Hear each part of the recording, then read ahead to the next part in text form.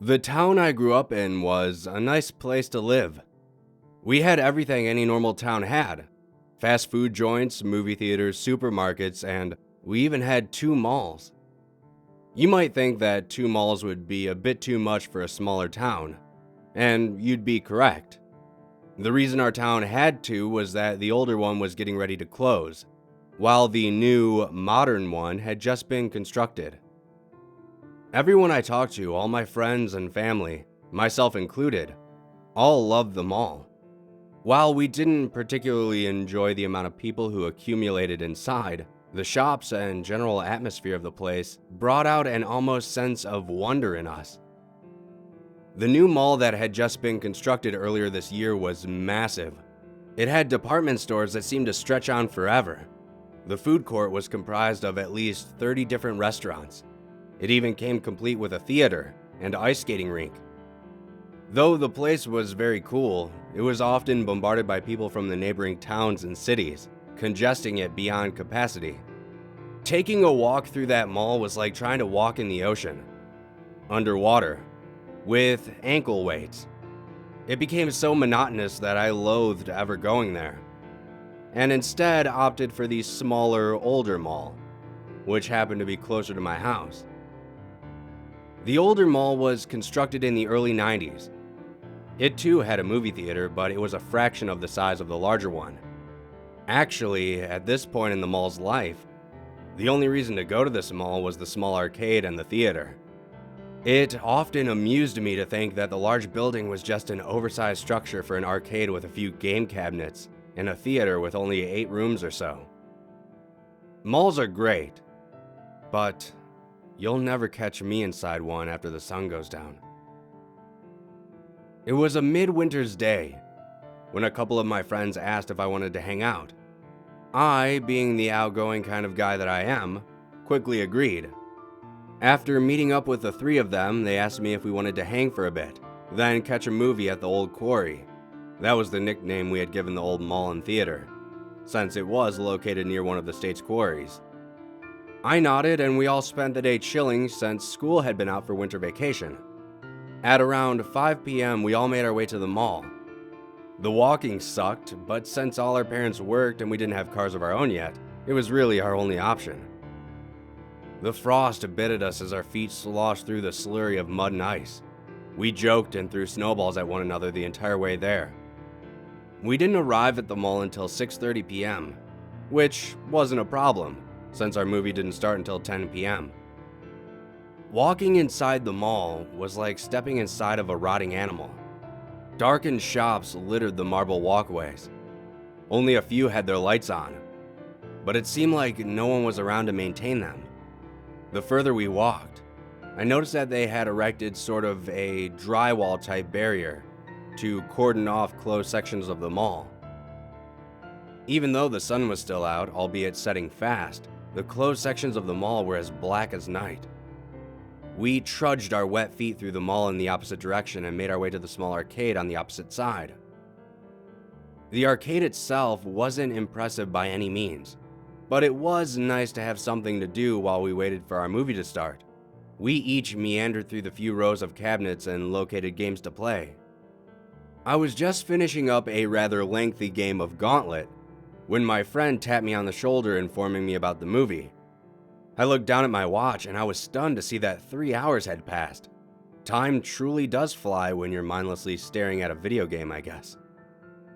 We made our way up the escalators towards the top level of the mall where the theater was, and purchased our tickets. The movie was just some B-rated PG-13 horror flick, but one of our group was adamant on seeing it. When we entered the cinema room, I wasn't surprised by how vacant it was.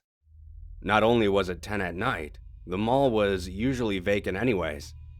Hell, the only people we had seen while we were there was a guy behind the popcorn stand and some guy who sat in the back of the arcade staring at a computer screen.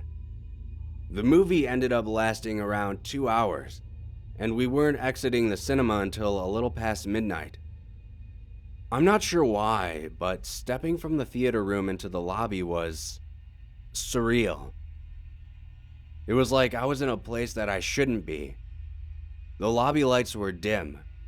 and the concession stand was completely dark. One of my friends joked about going behind the counter and swiping some candy for the road, but his conscience got the better of him, and he just continued walking along with us.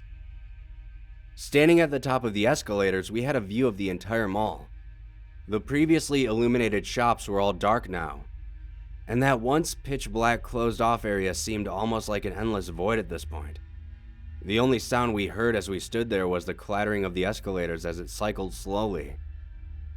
Once we were on the ground floor, we took a moment to scan around us, noting how we were probably the only souls in the entire mall. Childlike mischief began to fill our minds, as another one of our group suggested we go take a look around, he said. At first, I was reluctant, due to not wanting to get in trouble, but was eventually coaxed into going along, with words like, "They'll just tell us to leave," and "We can just say we got lost if they find us." We walked over towards one of the sections of drywall that was put up to separate the remaining shops from the closed-down area. With a slight bit of effort, we managed to slide a section out of the way for us to step through. Stepping onto the other side of the wall was a strange feeling. When I previously felt like I shouldn't be in the theater lobby, this felt more like danger to me, as if I went from standing on a cliff to walking on a tightrope. We began our trek through the abandoned part of the mall, two of my friends using their phones as flashlights. The only sounds we could hear were the clattering of the escalators growing ever distant, and our numerous footfalls. As we pushed our way further into the darkness, we took note of the shops that had been completely gutted. Shelves and debris were scattered in and out of the shop fronts. Dismembered mannequin parts were strewn about the floor, both inside of the stores and outside. One of my friends picked up a mannequin hand and high-fived it before sending it flying further into the dark ahead of us. The sound it made echoed across the walls before quietly fading away. We all laughed to one another before a new sound forced us to stop. It sounded like the cracking of gravel or glass being stepped on. It was such a unique and distinct sound that we all froze in place, listening for a moment. Suddenly, a clatter sounded at my feet and we all yelped for a second. My friend directed his phone's light towards the sound and I stared in shock. It was the mannequin hand that he had just thrown out, only the wrist of the hand looked cracked and warped as if something had squeezed it immensely before throwing it.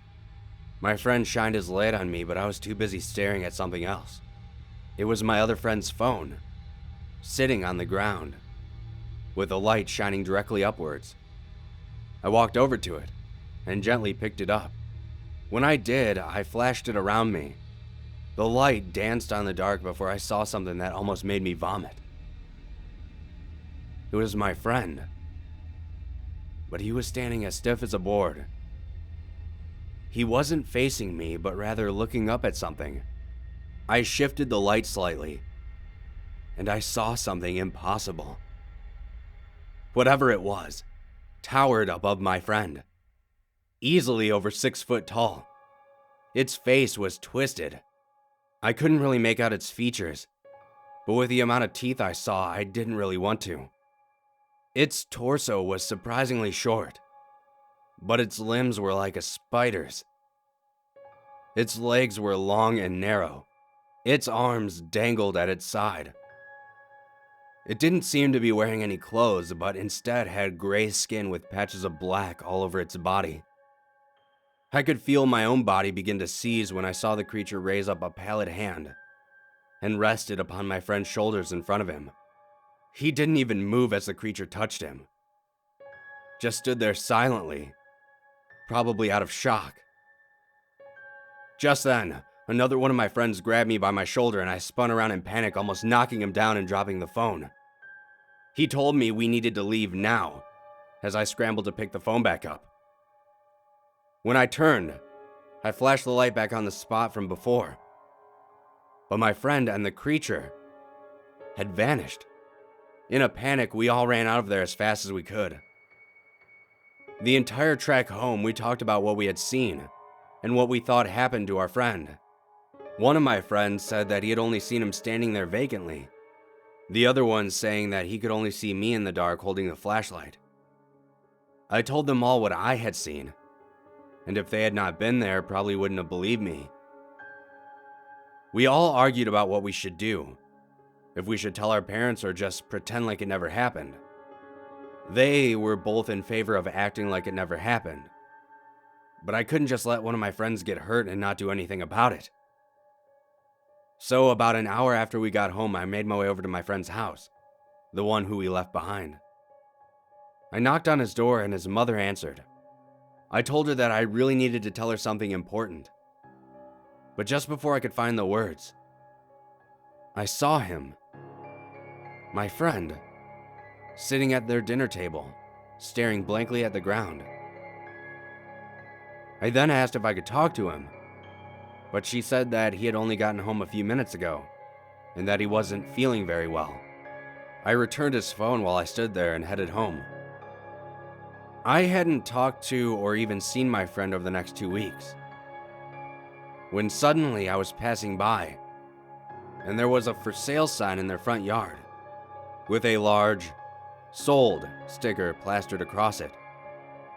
I'm not sure what happened with my friend, or why his family moved suddenly. I don't know who or what that creature was, but I don't think I will ever go to a mall after dark again, and I would advise you all to do the same.